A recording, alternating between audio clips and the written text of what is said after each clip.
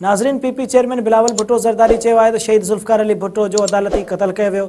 शहीद भुट्टो जा क़ातिल ज़ियाउल हक़ लाहौर हाई कोर्ट जे उन वक़्त जा जज आहिनि। असांजा ॿ नसर इंसाफ़ घुरण लाइ ईंदा रहिया।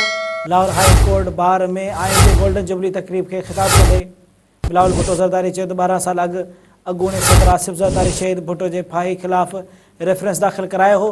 12 सालनि बाद रेफरेंस ॿुधण लाइ मुक़ररु करण ते चीफ जस्टिस ऐं जजनि जा थोराइता आहियूं। उम्मीद आहे त सुप्रीम कोर्ट शहीद भुट्टो खे इंसाफ़ ॾींदी ऐं तारीख़ दुरुस्त कंदी। बिलावल भुट्टो ज़रदारी चयो त नफ़रत ऐं विरासत जी सियासत ख़िलाफ़ आहियूं। पुराणी सियासत न कंदासीं। मुल्क में सियासत खे ज़ाती दुश्मनी में तब्दील कयो वियो आहे।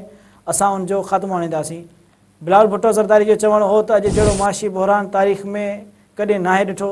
अॼु न त सुभाणे हिन मुश्किल हालतुनि मां ज़रूरु निकिरंदासीं।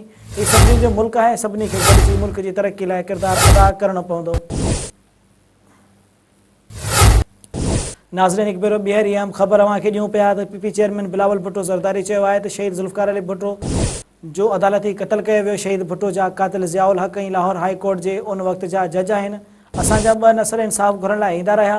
लाहौर हाई कोर्ट बार में आइन जे गोल्डन जुबली तक़रीब खे ख़िताब कंदे बिलावल भुट्टो ज़रदारी चयो त 12 साल अॻूणे सदर आसिफ ज़रदारी शहीद भुट्टो जे फाही ख़िलाफ़ रेफरेंस दाख़िल करायो हो।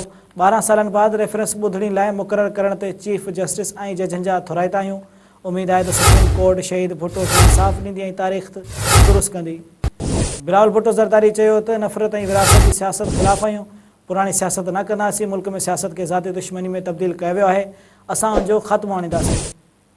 बिलावल भुट्टो जो चवणु हो त अॼु जहिड़ो माशी बहरान तारीख़ में कॾहिं नाहे ॾिठो। अॼु न त सुभाणे हिन मुश्किल हालतुनि मां ज़रूरु निकिरंदासीं। हीउ सभिनी जो मुल्क आहे। सभिनी खे गॾिजी मुल्क जी तरक़ी लाइ किरदारु अदा करणो पवंदो।